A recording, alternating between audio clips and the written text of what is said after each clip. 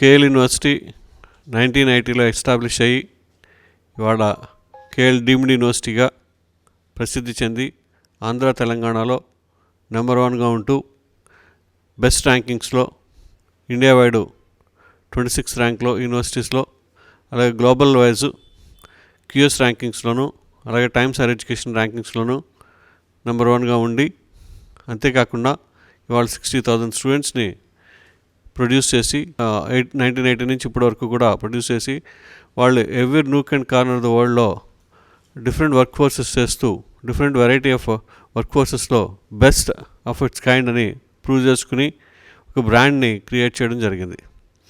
దీని అంతటికీ ఇక్కడున్న ఎకోసిస్టమ్ మేజర్గా సపోర్ట్ చేయడం, world class infrastructure and the visionary management and the dedicated faculty యొక్క సపోర్ట్ వలన ఎకోసిస్టమ్ బిల్డ్ అయింది.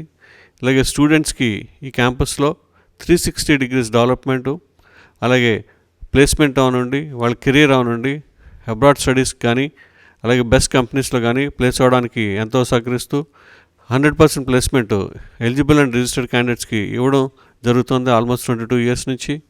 అంతేకాకుండా హైయెస్ట్ ప్యాకేజ్ కూడా ఇవ్వడం జరుగుతుంది. లాస్ట్ ఇయర్ 75 lakhs ప్యాకేజ్ తోటి హైయెస్ట్ ప్యాకేజు, అలాగే ఇయర్ కూడా 58 lakhs ప్యాకేజ్ ఆల్రెడీ గూగుల్ నుంచి ఇవ్వడం జరిగింది.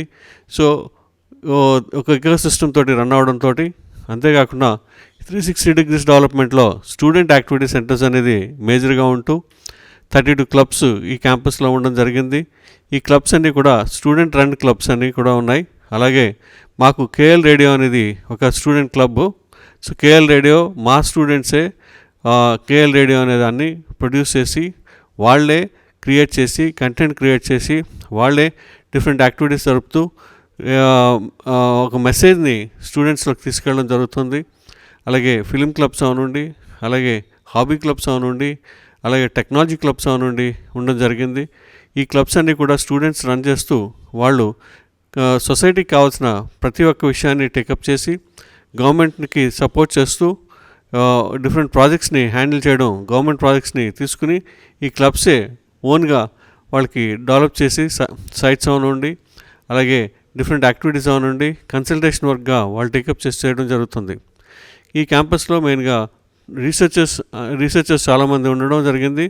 టాప్ 2% రీసెర్చ్ వరల్డ్ వైడ్లో ఇవాళ మా దగ్గర 20 members రీసెర్చర్స్గా ఉన్నారు. వరల్డ్లో టాప్ 2% రీసెర్చర్స్లో ఒక 20 members ఇక్కడ ఉండడం జరిగింది.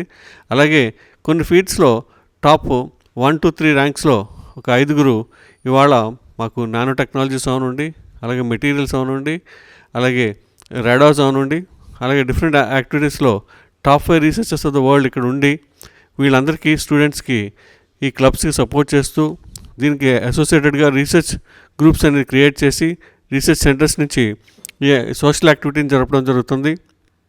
అలాగే స్మార్ట్ విలేజ్ అనే ప్రోగ్రామ్ తీసుకుంటూ ప్రతి స్టూడెంట్ కూడా ఒక విలేజ్లో 15 days ఉండి వాళ్ళ యొక్క ప్రాబ్లమ్స్ని ఐడెంటిఫై చేసి ఆ ప్రాబ్లమ్స్ సాల్వ్ చేయడానికి టెక్నాలజీ ఉపయోగించి గవర్నమెంట్ సపోర్ట్ తోటి వాళ్ళు సొల్యూషన్ ఇవ్వడం జరుగుతుంది.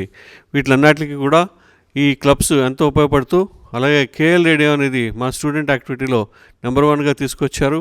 వాళ్ళందరికీ కూడా కంగ్రాచులేషన్ తెలియజేసుకుంటూ వీటికి సపోర్ట్ చేసిన అందరికీ కూడా ధన్యవాదాలు తెలియజేసుకుంటున్నాం. వరల్డ్ రేడియో డేగా 13th అనౌన్స్ చేయడం జరిగింది. సో ఆ సందర్భంగా ఆ ప్రోగ్రామ్ని వైకే టీవీలో చూడాల్సిందిగా అందరినీ కోరుచున్నాం.